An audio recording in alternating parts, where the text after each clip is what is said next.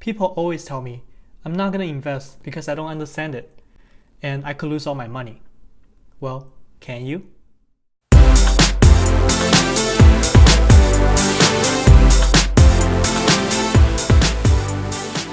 Happy Monday, everyone. My name is Brian, and this is the ATM.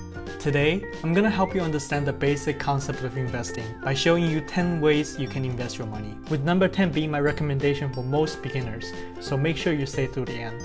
And hopefully I can change your mind about investing and make you less afraid of it. Obviously, there are a lot of ways to invest, but when you boil it down, it's actually shockingly simple because you're only doing one of two things with your money: lending and owning.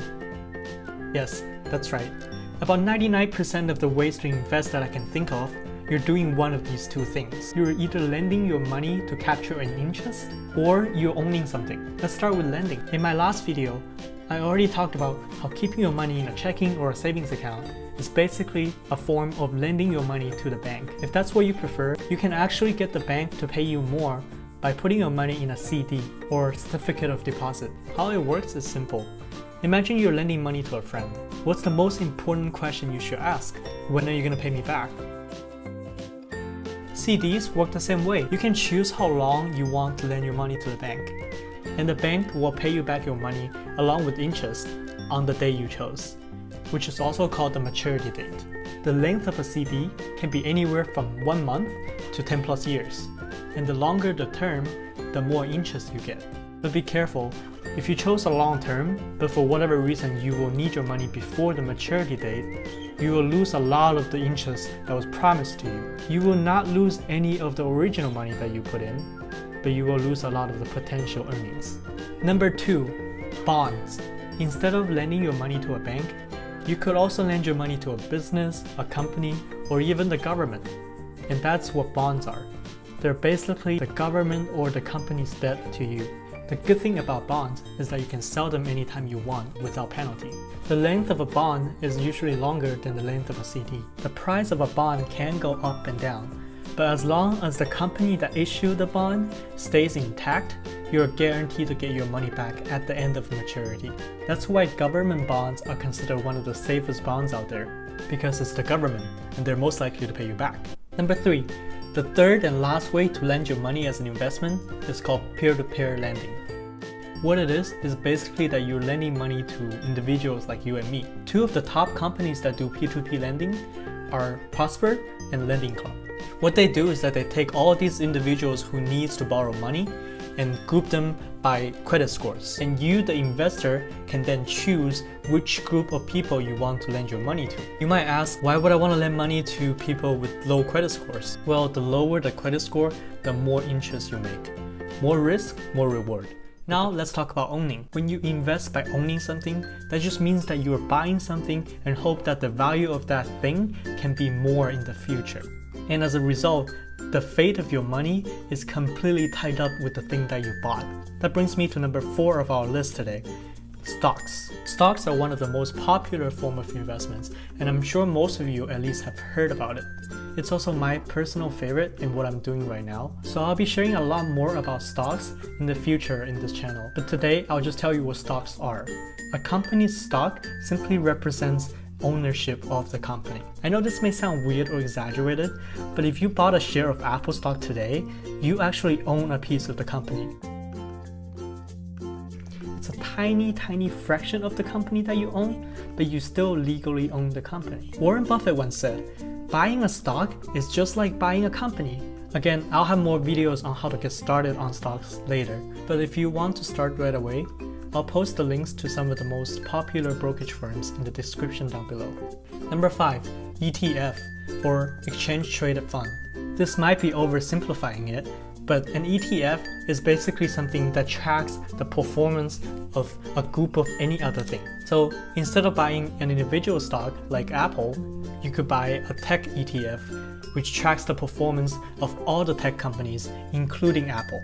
Let's say you wanted to buy the stocks of the top 500 companies in the US. If you went ahead and bought them individually, it could cost you a fortune. But thanks to the ETF, you could buy what's called an S&P 500 ETF for $280.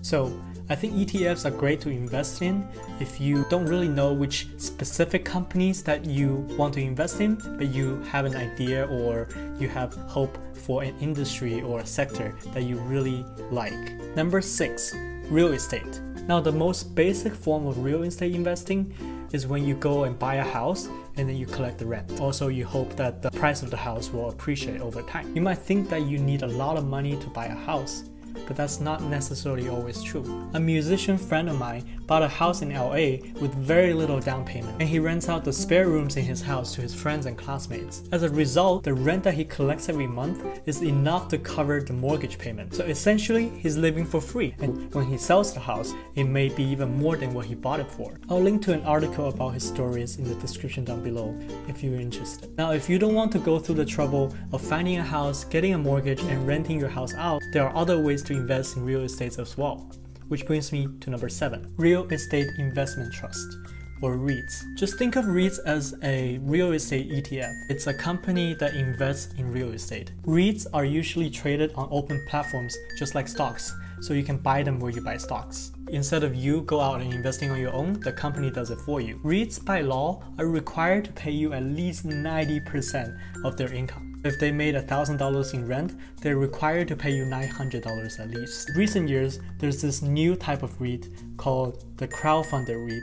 What it is basically it has a lot of the same characteristics as the traditional REIT, but it's not traded publicly. Two of the most popular companies that do this are Fundrise and Realty Mogul. Basically what it is that if they want to buy a 5 million mansion, they can just collect 1,000 from 5,000 investors and they can buy that mansion.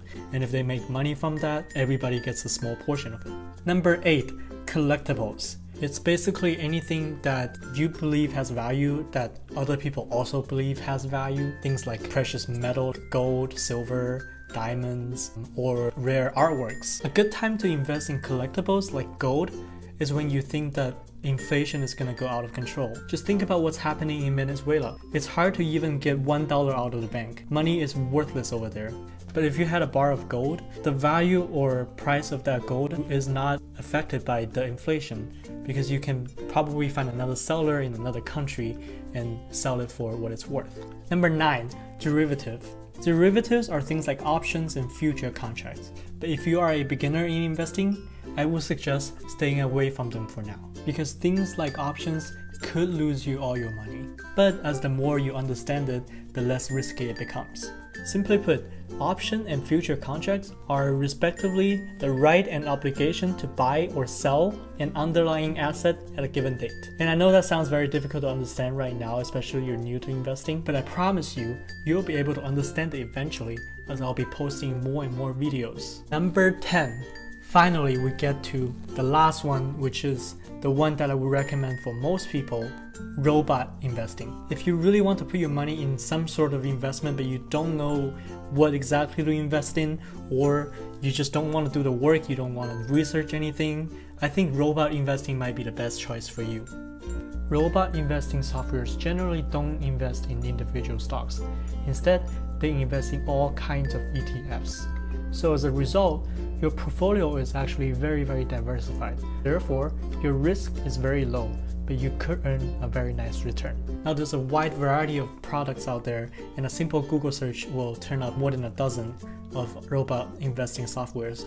The two that I use that I really liked are Betterment and Wealthfront. So for Betterment, what you do is really simple. All you have to do is choose how much of your money you want to put in stocks and how much of your money you want to put in bonds. And remember, I've covered stocks and bonds in this video. So let's say you want to put 60% of your invested money in stocks and 40% in bonds. You just have to set that and just let it do its work. The good thing about Betterment is that there's not a minimum requirement, so you can invest as little and as much as you want. So if you put $100 in and then you said I want 60% in stocks, 40% in bonds, then they will just put $60 in stocks and $40 in bonds, and that's it. You don't have to do anything else. Keep in mind that Betterment does charge a management fee, and I believe it's something like 0.25% a year. So it's really a little money for the amount of money that you could potentially be making. The other one that I used with Wealthfront, it basically does the same thing. It invests automatically for you. It asks you different questions. It doesn't really ask you percentage-wise what to do, but it asks you a series of questions, and then based on the answer of your questions, it decides your risk tolerance. It gives you a risk score, and then based on your risk score, it invests accordingly. Now, Wealthfront does have a minimum requirement of $500, which means you have to have at least $500 to invest. But the good thing is that as long as your investment is under $10,000, they don't charge you a management fee. And if you use an invite link to sign up, you get an extra $5,000 managed for free. So I'll post my invite link down below. I won't personally benefit from it because I don't use any of the robot investing softwares anymore. I can personally buy the stocks that they're buying on my own now that I know how it works. But I'll just post it down there so you can get an extra $5,000 managed for free. So there you go, the 10 ways you can invest. Now, if you like this video, you like the work that I put in, please hit the like button. And if you want to learn more about money matters, go ahead and subscribe to my channel. Also, I would love to know what is your favorite investment method. Let me know in the comment section down below. With that said, my name is Brian. You've just cashed out. Have a wonderful day, and I'll see you next time.